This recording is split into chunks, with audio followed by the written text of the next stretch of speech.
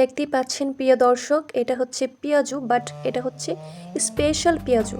কেন এটা স্পেশাল পেঁয়াজু সেটা হচ্ছে আমার পুরো ভিডিওটা দেখলেই আপনারা বুঝতে পারবেন। সো হ্যালো এভরিওয়ান, আসসালামু আলাইকুম। চলে আসছি আরও একটি ইউনিক রেসিপি নিয়ে। আশা করছি আমার আজকের রেসিপিটি আপনাদের সবার কাছে ভালো লাগবে। ভালো লাগলে প্লিজ অবশ্যই লাইক কমেন্ট শেয়ার করবেন। আর যারা আমার চ্যানেলে নতুন, অবশ্যই চ্যানেলটিকে সাবস্ক্রাইব করে আমার চ্যানেলের সাথেই থাকবেন প্লিজ। আজকের পেঁয়াজুটা আমি একটু ডিফারেন্টভাবে তৈরি করেছি। সো আপনারা পুরো ভিডিওটি দেখলেই বুঝতে পারবেন কেন ডিফারেন্ট পেঁয়াজু বললাম আমি। এই তো, এগুলো হচ্ছে চিংড়ি মাছের পোনা। আমার পেঁয়াজুর টেস্ট আরও বাড়িয়ে তুলবে এই চিংড়ি মাছের পোনাগুলো। সো এই তো, প্রথমে আমি কিছুটা ধনেপাতা কুচি ইউজ করছি এখানে। এখন হচ্ছে বেশ কিছুটা পেঁয়াজ কুচি আর কাঁচামরিচ কুচি এখানে অ্যাড করলাম। এখন দিয়ে দিলাম 1 টেবিল চামচ হলুদ গুঁড়ো আর 1 টেবিল চামচ মরিচ গুঁড়ো। প্রিয় দর্শক, একবার হলেও আপনারা এইভাবে স্পেশাল পেঁয়াজুটা বাসায় ট্রাই করবেন। এরপরে হচ্ছে রিভিউ আমাকে কমেন্টের মাধ্যমে জানাবেন। প্রিয় দর্শক, নিজের রেসিপি বলে বলতেছি না, এটা যখন আমি খাইছি আমার মনে হচ্ছে এটা বেস্ট বেস্ট বেস্ট পেঁয়াজু। আলহামদুলিল্লাহ, মাশাআল্লাহ, এতটাই সুস্বাদু এটা।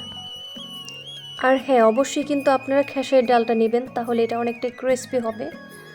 দেখতে পাচ্ছেন সব কিছু ম্যারিনেট করে নিচ্ছি, আর লবণটা কিন্তু আমি ইউজ করিনি। পেঁয়াজুটা ভাজার 1 মিনিট আগে আমি লবণটা দিয়ে ম্যারিনেট করব। সো এই তো দেখতে পাচ্ছেন এখন আমি বেগুনিগুলোকে ভেজে নিচ্ছি। আলহামদুলিল্লাহ, অনেকটাই ক্রিস্পি হয়েছে দেখতে পাচ্ছেন বেগুনিগুলো।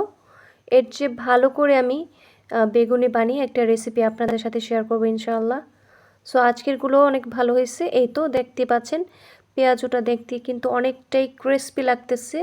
আলহামদুলিল্লাহ, এটা অনেক ক্রিস্পি হয়েছে আর অনেক সুস্বাদু হয়েছে। প্রিয় দর্শক, আপনারা কারা কারা পেঁয়াজু খেতে পছন্দ করেন অবশ্যই আমাকে ছোট্ট একটি কমেন্ট করে জানাবেন। আমার ভিডিওতে যদি কোনো অ্যাড আসে তাহলে অ্যাড স্কিপ করবেন না প্লিজ। মূলত এই সব ভাজা পোড়া খাবার আমরা অনেকেই অনেক পছন্দ করে থাকি। সো পছন্দ করলে যে আমাদের প্রতিদিন খেতে হবে সেটা কিন্তু নয়। আমাদের কিন্তু স্বাস্থ্য সচেতন থাকতে হবে। যদি আমরা স্বাস্থ্য সচেতন না থাকি তাহলে নিয়মিত এই ভাজা পোড়া খেলে আমাদের শরীরে অনেক ধরনের সমস্যা হতে পারে।